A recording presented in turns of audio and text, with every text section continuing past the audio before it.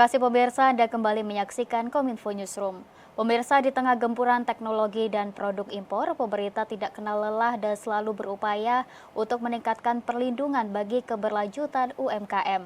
Perlindungan diberikan dalam bentuk kebijakan agar UMKM ini tetap menjadi salah satu tonggak utama roda perputaran ekonomi negara. Lalu apa saja upaya pemerintah untuk melindungi keberlanjutan UMKM khususnya dalam 2 tahun terakhir? Kita akan membahasnya malam hari ini bersama Bapak Julius selaku Deputi Bidang Usaha Mikro Kementerian Koperasi dan Usaha Kecil Menengah. Selamat malam Bapak Julius, apa kabar? Selamat malam. Ya, kabar baik ya Bapak Julius. Baik, alhamdulillah. Baik, Pak Julius, langsung ke inti pembahasan yakni terkait upaya pemerintah dalam melindungi denyut hidup UMKM. Nah, seperti kita ketahui Pak Julius bahwa UMKM ini berkontribusi besar begitu terhadap pembangunan nasional. Nah, untuk itu UMKM harus dilindungi keberlangsungannya. Nah, kemudian dalam 4 tahun terakhir, apa saja kebijakan yang telah dibuat oleh pemerintah untuk melindungi UMKM yang ada di Indonesia ini? Dalam 4 tahun terakhir ada sekitar beberapa hal. Pertama adalah mengenai pembebasan biaya masuk impor.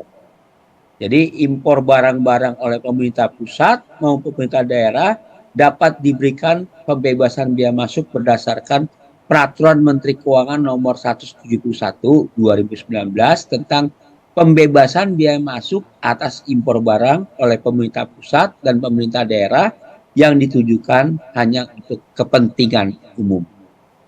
Pemerintah mempunyai fasilitas kemudahan impor khususnya bagi para pelaku UMKM yang membutuhkan bahan baku dari luar untuk usahanya.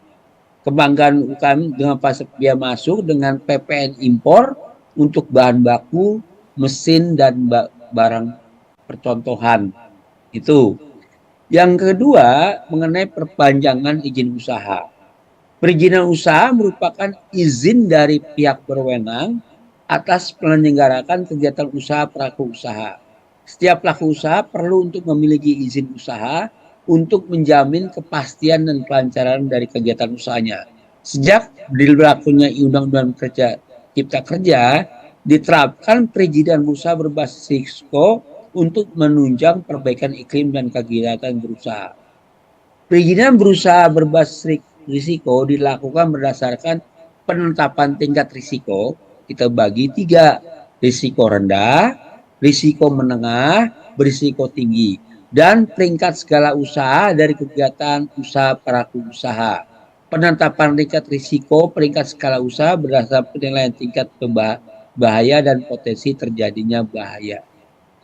Perizinan berusaha untuk kegiatan usaha berisiko rendah berupa pemberian nomor induk berusaha atau dikenal dengan NIB, yaitu sebagai legalitas pelaksanaan kegiatan berusaha, bukti registrasi pendaftaran pelaku usaha, dan identitas bagi pelaku usaha dalam pelaksanaan kegiatan usahanya.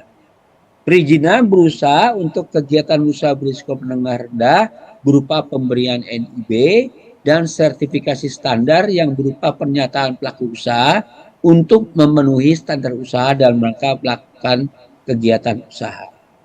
Perizinan berupa kegiatan berisiko menengah tinggi berupa pemberian NIB dan sertifikat standar yang terbit pemerintah pusat oleh pemerintah daerah sesuai dengan kewenangannya berdasarkan hasil verifikasi pemenuhan standar pelaksanaan usaha. Apabila kegiatan usaha menengah tersebut memerlukan standarisasi produk, pemerintah pusat menerbitkan sertifikat standar produk berdasarkan hasil verifikasi pemenuhan standar yang wajib dipenuhi oleh pelaku usaha sebelum melakukan kegiatan komersialisasi produk. Perizinan usaha untuk kegiatan usaha berisiko tinggi ada berupa pemberian NIB dan izin dari pemerintah pusat atau daerah untuk melaksanakan kegiatan usaha yang dipenuhi para pelaku usaha. Untuk masa berlaku NIB, menurut pasal 292 ayat 1 Peraturan BKPM bahwa NIB tidak dibatasi oleh jangka waktu tertentu dan tidak perlu dilakukan perpanjangan lagi. Itu yang kita lakukan, Mbak. Baik, berarti ada kebijakan pembebasan bea masuk impor dan juga perpanjangan izin usaha begitu ya Pak Julius yang sudah Ya, dilakukan oleh pemerintah. Nah, kemudian dari kebijakan tersebut, apakah sudah dirasakan dampaknya oleh para pelaku UMKM di Indonesia ini Pak Julius? eh, sudah dilakukan, Pak. Jadi sudah dilakukan, misalnya NIB kita berikan kepada UMKM. Terus kita bekerja menengah rendah sertifikat standar sudah dilakukan, Pak. Dan Baik, dampaknya sekarang sudah terjadi proses transformasi dari UMKM yang informal menjadi formal.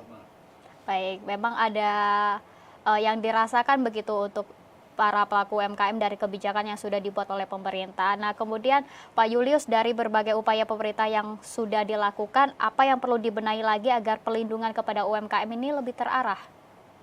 Ya, yang perlu benahi adalah kolaborasi atau sinergi antara pemerintah pusat, pemerintah daerah dan swasta dalam hal perlindungan dan pemberdayaan UMK untuk menguatkan UMK melalui literasi digital dan literasi hukum.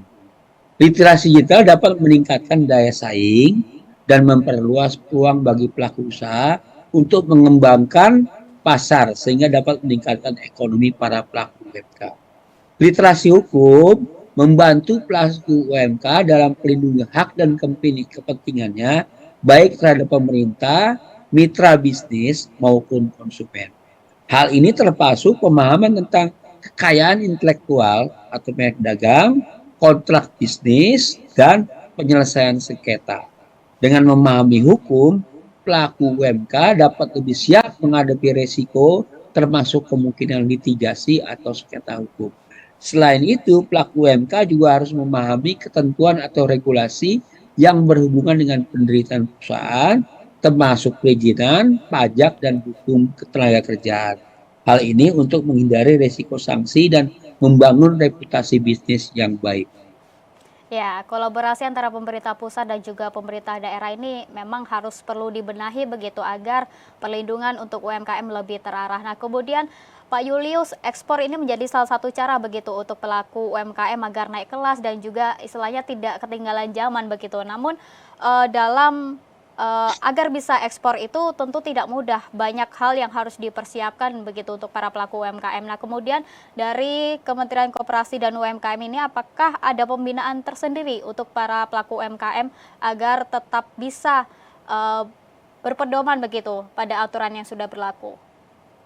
Gini, pembinaan sektor hulu sampai hilir bagi pelaku UMKM yang ingin masuk ke pasar ekspor sangatlah penting untuk membantu mereka naik kelas dan bersaing secara global. Berikut langkah-langkahnya. Pertama, melakukan pelatihan dan pendidikan. Memberikan pelatihan mengenai pengetahuan pasar global, kebijakan perdagangan internasional, proses ekspor impor, standar internasional, dan keterampilan manajerial serta pemasaran yang diperlukan. Kedua, memberikan fasilitas bagi pelaku UMKM dalam memenuhi persyaratan sertifikat dan standar internasional yang diperlukan masuk ke pasar. Misalnya fasilitas proses sertifikasi produk atau sertifikasi halal dan membantu mereka memahami dan menerapkan standar kualitas yang diperlukan oleh pasar yang menjadi target ekspor.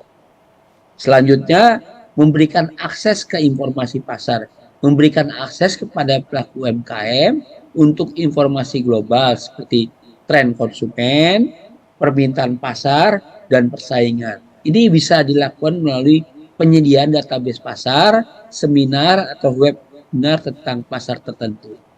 Berikutnya adalah pengembangan jaringan dan hubungan, membantu UMKM dalam hubungan dengan mitra bisnis potensial, distributor, atau agen ekspor di pasaran sasaran. Ini dilakukan melalui pemaparan perdagangan internasional, melalui visi perdagangan luar negeri, atau program pertukaran bisnis. Bantuan pengemasan dan pemasaran, memberikan bantuan kepada UMKM mengembangkan produk agar sesuai dengan standar internasional. Selain itu juga bantuan dukungan merancang strategi pemasaran efektif untuk memasarkan produk di di pasar global. Berikutnya, kita memfasilitasi pembiayaan ekspor. Pemerintah senantiasa berperan khusus pada UMK untuk bisa sampai go global agar partisipasinya meningkat dalam global value chain.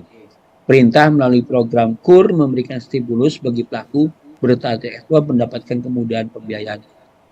Selanjutnya, program penugasan khusus ekspor dari Kementerian Keuangan diberikan kepada LPEI untuk mendorong para pelaku usaha berorientasi ekspor. Dengan demikian, UMKM berorientasi ekspor memiliki akses lebih mudah pembiayaan, penjaminan, asuransi ekspor. Selanjutnya, kita memberikan fasilitas perizinan ekspor, penyederhanaan proses perizinan ekspor dan mengurangi birokrasi yang melebihi menjadi perhatian pemerintah untuk meningkatkan ekspor. Demikian, Bu. Ya, memberikan pelatihan dan juga memfasilitasi untuk sertifikasi begitu ataupun persiapan dokumen lainnya menjadi pembinaan dari pemerintah sendiri untuk lebih UMKM ini lebih bisa mengeksplor usahanya yang digeluti begitu ya Pak Julius. Ya, betul. Ya, Pak Julius, kemudian pemerintah ini juga mendorong begitu investasi bisa masuk ke UMKM. Namun investor asing yang masuk ke Indonesia juga diwajibkan untuk bermitra dengan UMKM setempat. Nah, kemudian dari pemerintah sendiri mekanisme perlindungan untuk UMKM ini agar tidak dirugikan seperti apa? Ya, pertama kita harus membuat kontrak yang jelas. Mendorong adopsi kontrak yang jelas yang adil antara pelaku UMKM dan investor asing. Kontrak tersebut harus mencakup hak dan kewajiban kedua pihak dengan transparan, termasuk pembayaran keuntungan, tanggung jawab produksi, dan durasi kerjasama. Berikutnya, pengaturan hukum dan peraturan, pengeluaran peraturan atau undang-undang yang melindungi kepentingan pelaku UMKM dalam bermitra dengan investor asing. Hal ini dapat mencakup perlindungan terhadap kekayaan intelektual, keamanan kerja, dan keadilan. Memberikan fasilitas dan bimbingan kepada pelaku UMKM dalam negosiasi kontrak dan investasi asing. Selanjutnya, mengadakan pengawasan dan pengendalian terhadap pelaksanaan kontrak antara pelaku UMKM dan investasi asing untuk memastikan tidak ada pelanggaran yang merugikan pihak UMKM. Meningkatkan kesadaran dan pendidikan pelaku UMKM terhadap hak dan kewajiban mereka dalam bermitra dengan investor asing dan mekanisme penyelesaian sengketa. Penyelesaian mekanisme alternatif sengketa bagi para UMKM mengalami perselisihan dengan investor asing. Mekanisme itu dapat membantu mengurangi biaya dan waktu penyelesaian. Demikian yang bisa kami sampaikan. Ya, kontrak kerja begitu ya Pak Julius menjadi salah Ya, satu mekanisme perlindungan untuk para pelaku UMKM. Baik, terakhir Pak Julius, adakah edukasi yang diberikan pemerintah terkait perlindungan hak merek dagang dan juga tenaga kerja dari pemerintah bagi pelaku UMKM?